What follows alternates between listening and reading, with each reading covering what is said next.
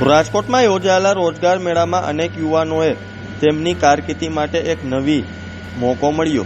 શૈક્ષણિક સંસ્થાઓમાં યોજાયેલા ભરતી મેળામાં વિદ્યાર્થીઓએ કંપનીઓના ઇન્ટરવ્યૂ આપ્યા અને નોકરી મેળવી।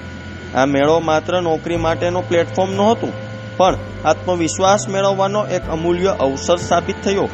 રોજગાર મેળામાં માત્ર નોકરી નથી મળતી, પરંતુ યુવાનો માટે નવી દિશા, નવી આશા અને આત્મવિશ્વાસનું બળ પણ મળે છે। આવા મેળામાં વિદ્યાર્થીઓ માટે નવું ભવિષ્ય બનાવવાનું મજબૂત પાયો બની શકે છે। નોકરી મેળવનાર મહેક વાઘેલાનું કહેવું હતું કે રાજકોટની મહિલા કોલેજમાં યોજાયેલા જોબ ફેરમાં તેમને ઇન્ટરવ્યૂ આપ્યું હતું। ઇન્ટરવ્યૂ સફળ થતાં તેમને કલ્યાણ જ્વેલર્સ જેવી જાણીતી કંપનીમાં નોકરી મેળવી હતી। આવા અનેક વિદ્યાર્થીઓ નોકરી માટે રોજગાર મેળામાં આવીને આત્મવિશ્વાસ વધારે છે અને રોજગારી પણ મેળવે છે। તો ત્યારે જુઓ અમારો ખાસ અહેવાલ।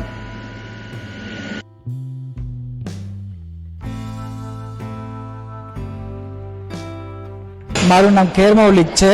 મેં હાલમાં જ કોમામાં જોબ મેળવેલ છે, જેમાં રાજકોટની રોજગાર યોજનાનો ખૂબ મોટો સહયોગ છે।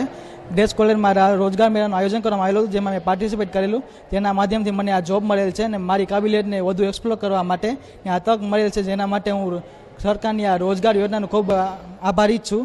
મારા મત મુજબ આવા રોજગાર મેળાનું આયોજન સતત થતું રહેવું જોઈએ, જેથી લોકોને પોતાની કાબિલિયતને વધારે એક્સપ્લોર કરવા માટે તક મળે અને રોજગારી મેળવી શકે। માય નેમ ઇઝ વાઘેલા મહેક। હું હાલમાં BA સેમેસ્ટર 5માં અભ્યાસ કરું છું। મારી કોલેજમાંથી રોજગાર મેળો હતો, એમાંથી મને જોબ લાગી છે। અત્યારે હું કલ્યાણ જ્વેલર્સમાં જોબ કરું છું સેલ્સ તરીકે। હું સરકારને આભારી છું કે છે ને મને આવી રીતે રોજગાર મેળામાંથી મને જોબ મળી છે। મારું નામ વ્યાસ આદિત્ય છે।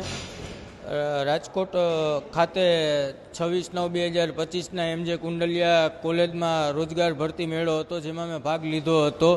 જેમાં રોજગાર ભરતી મેળામાં મેં ઇન્ટરવ્યૂ આપવાથી મારી પસંદગી કટારિયા ઓટોમોબાઈલ્સ રાજકોટ ખાતે થઈ છે। મારી પોસ્ટિંગ એક્ઝિક્યુટિવની પોસ્ટ છે રિફાઇનાન્સ ડિપાર્ટમાં, જેથી હું રોજગાર ભરતી મેળાના તમામ સ્ટાફ અને સરકારનો હું ખૂબ ખૂબ આભાર માનું છું।